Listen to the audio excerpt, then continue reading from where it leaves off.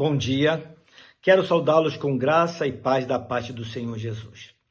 Quero ler com vocês o verso 6 do capítulo 7 do Evangelho de Mateus, onde o nosso Senhor Jesus fez uma declaração muito contundente. Assim, ele afirmou: Não deis aos cães as coisas santas, nem deiteis aos porcos as vossas pérolas, para que não as pisem e, voltando-se, vos despedacem. Meus irmãos e amigos, neste verso, Jesus nos adverte quanto a não desperdiçarmos os elementos preciosos da nossa fé com pessoas que não lhes dão o menor valor. Provavelmente, ao declarar não deis aos cães as coisas santas, Jesus sugeriu a ação de um sacerdote jogando pedaços de carne oferecidas em sacrifício aos cães que comumente povoavam a cidade santa. E ao declarar nem deiteis aos porcos as vossas pérolas, provavelmente referiu-se à figura de algumas pérolas que eram denominadas pérolas sementes e que se pareciam muito com um tipo de ervilha ou milho que era servido como comida aos porcos. Seria como se um homem rico resolvesse encher as mãos desse tipo de pérolas e começasse a jogá-las aos porcos como se fosse alimento para eles. Existem algumas interpretações da parte dos estudiosos sobre o que vêm a ser essas coisas santas e essas pérolas. Alguns julgam referir-se à fé cristã, ou às verdades do reino e de Deus, ou à comunhão e os privilégios da comunidade cristã. Jesus citou propositadamente cães e porcos, visto que esses animais eram considerados imundos segundo a lei dos judeus. Tais animais, nesse contexto, que é proposto por Jesus, simbolizam certos tipos de homens. Homens hostis, representados pelos cães, e homens imundos, sem sentimento algum de santidade, representados pelos porcos. O apóstolo Paulo, escrevendo à igreja em Tessalônica, pediu oração por ele e por seus companheiros para que a palavra de Deus se propagasse e fosse glorificada. Mas acrescentou ao seu pedido também o seguinte: prestem atenção. E para que sejamos livres dos homens perversos e maus, porque a fé não é de todos. Estas palavras estão registradas em 2 Tessalonicenses, no capítulo 3, os versos 1 e 2. Restando claro que ele não queria perder tempo com homens perversos e maus que, de forma deliberada, sabia ele, não abraçariam a fé. Também na sua segunda carta, escrita ao jovem pastor Timóteo, no capítulo 3, os versos 1 a 5, o apóstolo Paulo referiu-se da seguinte forma a esses tipos de homens.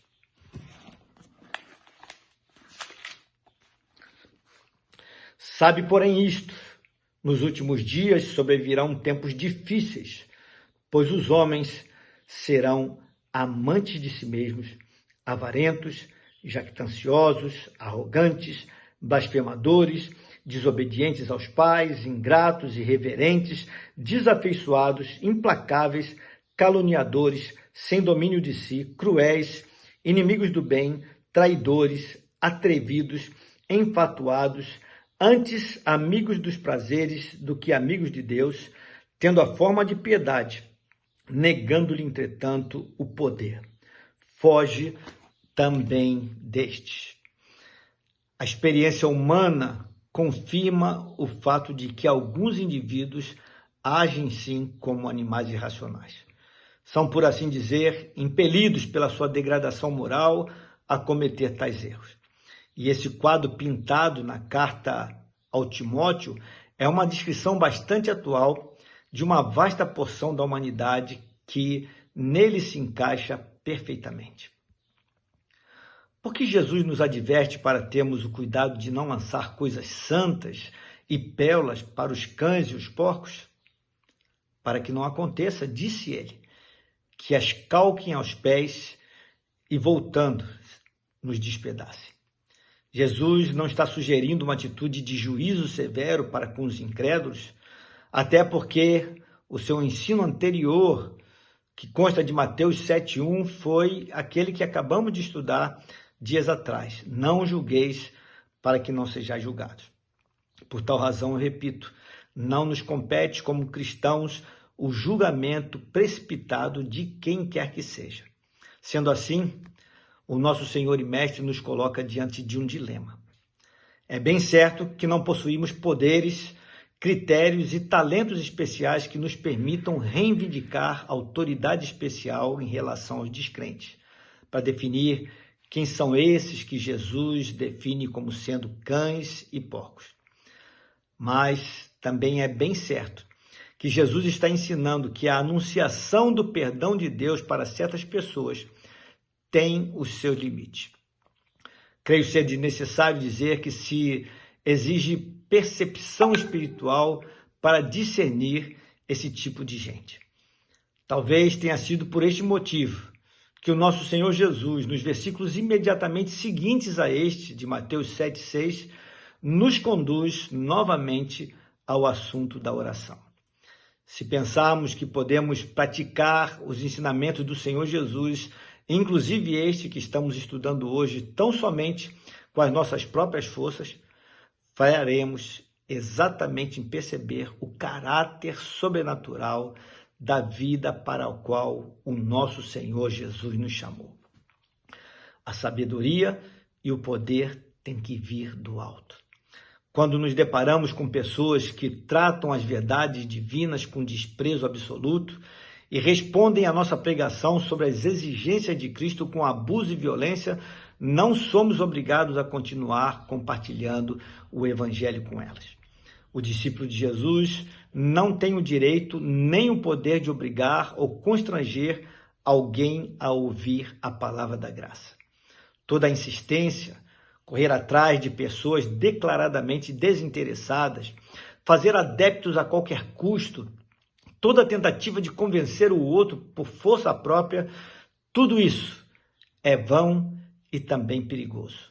Vão, porque é o mesmo que atirar pérola para os porcos como se comida fosse. Os porcos não reconhecem o valor das pérolas que se lhes atira. Perigoso, porque desta forma a palavra do perdão acaba se tornando objeto de reverência ou de afronta. A outra pessoa, ao invés de abraçá-la, acaba sendo induzida a pecar contra as coisas sagradas e contra Deus. Pense nisto. Vamos orar? Pai querido, Deus de amor, mais uma vez somos confrontados pelo Senhor Jesus a respeito de verdades tão preciosas. Nosso coração muitas vezes ferve de vontade e de desejo de proclamar as verdades do Senhor às pessoas à nossa volta. E por vezes insistimos até.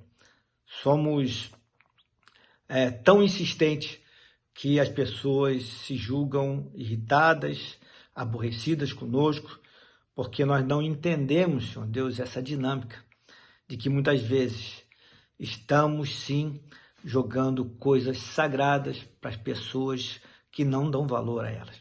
Estamos, sim, querendo alimentar pessoas com pérolas preciosas, com coisas de valor, mas elas desprezam essas verdades. Ajuda-nos, Senhor Deus, a jamais perdermos a vontade, o desejo de proclamar o Evangelho da graça a outros. Mas também, Senhor Deus, dá-nos a percepção de que muitas vezes nós precisamos recuar e parar de insistir com aqueles que não querem receber a palavra da verdade. Pai querido, dá-nos esse discernimento e que nós não sejamos fazedores de juízo, possamos tão somente discernir a tua vontade e fazer aquilo que está de acordo com o teu querer. É a oração que fazemos a ti, no nome precioso do Senhor Jesus, ao qual seja honra e glória e louvor hoje e para todos sempre. Amém. Meus queridos, tenham uma abençoada segunda-feira. Fiquem na paz do Senhor, proclamem o Evangelho, mas lembre-se dessas verdades proclamadas no dia de hoje.